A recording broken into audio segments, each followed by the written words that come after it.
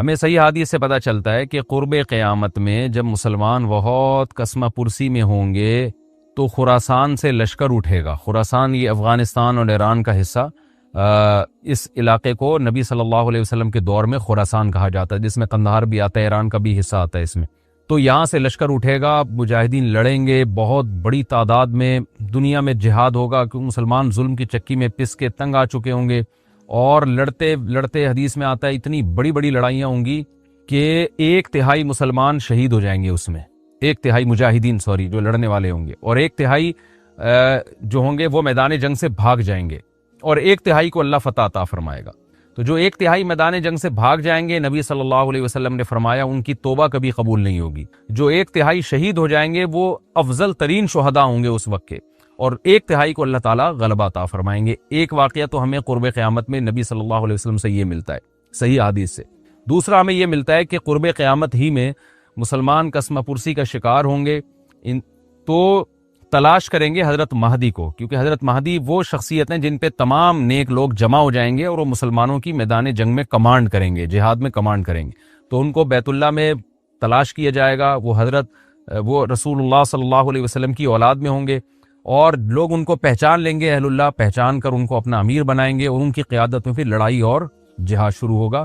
اور یہ لڑائی جب دمشق میں لڑائی ہو رہی ہوگی تو دمشق میں عصر کی نماز کے وقت حضرت مہدی، میں نے جو یہ کہا کہ دمشق میں لڑائی ہو رہی ہوگی، مقصد یہ نہیں ہے کہ دمشق کوئی میدان جنگ بنا ہوا ہوگا، مقصد یہ ہے کہ وہ مجاہدین کا لشکر دمشق میں ہوگا عصر کی نماز کے وقت. لڑائی چاہے کسی اور میدان میں ہو رہی ہو، لیکن حدیث میں ہمیں دمشق کا تذکرہ ملتا ہے. تو دمشق میں حضرت شام کا تذکرہ ملتا ہے، اور جو قرائن ہمیں ملتے ہیں وہ دمشق کی ایک خاص مسجد ہے. وہ مسجد حضرت مفتی تقی عثمانی صاحب اور مفتی رفیع عثمانی صاحب نے اس کو ہائی لائٹ بھی کیا، لیکن وہ یقینی نہیں ہے.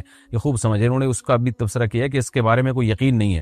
تو حضرت مہدی عصر کی نماز پڑھا رہے ہوں گے، لوگ امامت میں آپ کے پیچھے کھڑے ہوں گے، یہاں تک کہ مسجد کے مینار پر، آج بھی وہ مینار موجود ہے جس کے بارے میں غالب گمان ہے کہ یہ وہ مینار ہے جہاں حضرت عیسیٰ علیہ السلام نازل ہوں گے. غالب گمان کے درجے میں کہا جا سکتا ہے، ورنہ پھر اسی کے اڑوس پڑوس میں کوئی مسجد ہوگی.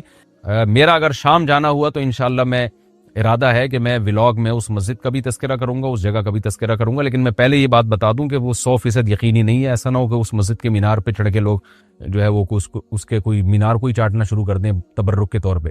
تو عصر کی نماز کا ٹائم ہوگا، حضرت عیسیٰ ابن مریم علیہ الصلاۃ والسلام فرشتوں کے کندھوں پہ ہاتھ رکھ کے نیچے اتریں گے نماز کے ٹائم پہ، یعنی آسمان سے مینار تک آئیں گے، اور پھر مینار سے آپ کے لیے سیڑھیاں لگائی جائیں گی.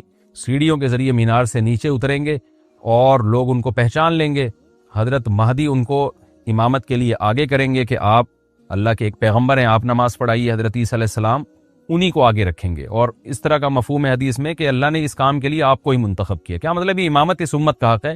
تو حضرت عیسیٰ ابن مریم علیہ الصلوۃ والسلام کا جو کام ہوگا وہ جہاد ہے اور یہودیوں سے انتقام لینا، کیونکہ یہودیوں نے اپنے خیال میں حضرت عیسیٰ کو قتل کیا تھا، تو اللہ نے یہودیت ہی کے خاتمے کے لیے اور دجال کے خاتمے کے لیے عیسیٰ ابن مریم کو نازل کیا ہے. حضرت مہدی سے پہلے ہی دجال ظاہر ہو چکا ہوگا. دجال کے بارے میں حدیث میں آتا ہے کہ ہر پیغمبر نے اپنی امت کو دجال کے فتنے سے ڈرایا ہے. اچھا، یہ دجال ایک ایسی شخصیت ہے جس کا یہودی انتظار ہم سے زیادہ کر رہے ہیں، کیونکہ یہودی اس کو اپنے لیے نجات دہندہ سمجھتے ہیں، جبکہ حدیث میں آتا ہے کہ دجال کانا ہوگا اور اس کا خدائی کا دعویٰ ہوگا. اس کے پاس کچھ ایسی طاقتیں ہوں گی کہ مردے کو زندہ کر دے، زندہ کو مار دے. ایک طرف اس کے باغ ہوگا، ایک طرف اس کے آگ ہوگی. جو اس پر ایمان لائے گا اس کو باغ میں داخل کرے گا، اور جو اس پر ایمان نہیں لائے گا اس کو آگ میں داخل کرے گا. اور رسول اللہ صلی اللہ علیہ وسلم نے فرمایا اس کی جو آگ ہے حقیقت میں وہ جنت کا باغ ہوگا، اور اس کا جو باغ ہے حقیقت میں وہ جہنم کی آگ ہوگی. تو جو نبی کی باتوں پہ یقین کرتے ہیں وہ دجال کے فتنے سے محفوظ رہیں گے. اور حدیث میں سورہ کہف کی بھی تلاوت کا حکم ہے. جمعے کے دن جو کہف کی تلاوت کرتا ہے اللہ اس کو دجال کے فتنے سے محفوظ رکھتا ہے. اب آپ دیکھیں یہ سورہ کہف میں ہی قیامت کی علامات کا تذکرہ ہے نا، تو شاید اسی وجہ سے کیونکہ جو سورہ کہف پڑھتا رہے گا وہ یاجوج ماجوج کے واقعات بھی پڑھتا رہے گا اور اللہ کی قدرت کے واقعات بھی پڑھتا رہے گا، تو دجال کے فتنے سے اللہ اس کو اس برکت سے بچا کے رکھیں گے، فتنے سے محفوظ رکھیں گے. تو وہ ایسی طاقتیں دکھائے گا، بے وقوف لوگ اس پہ ایمان لے آئیں گے. حدیث میں آتا ہے کہ کانا کبھی بھی خدا نہیں ہو سکتا، یعنی اس کی تو ایک آنکھ ہوگی نہیں، لیکن بے وقوف لوگ اس کے یہ کچھ ظاہری کمالات دیکھیں گے، یہ نہیں دیکھیں گے کہ یہ تو شکل بھی اس کی اچھی نہیں ہے. یعنی خدا کم از کم جمال والا ہوتا ہے نا، یہ تو ہے بھی کانا، اور اس کے بڑا بڑا کافر بھی لکھا ہوا ہوگا واضح طور پر، جس سے پتہ چلے گا. لیکن احمق اور بیوقوف لوگ جیسے روحانی عامل کو کچھ شعبے دیکھ کر ان پہ سے متاثر ہو جاتے ہیں نا روحانی عاملوں کے شعبدے دیکھ کے، تو ایسے ہی دجال کے شعبدے دیکھ کے متاثر ہوں گے. تو بہت لوگوں کو، خلقت کو، بہت بڑی امت کو گمراہ کرے گا دجال. اہل اللہ کو اللہ تعالیٰ اس کے فتنے سے محفوظ رکھے گا. پھر حضرت عیسیٰ ابن مریم جب نازل ہوں گے تو وہ دجال کو قتل کریں گے. حدیث میں آتا ہے کہ نیزے کے ذریعے گھوڑے پہ بیٹھ کے قتل کریں گے.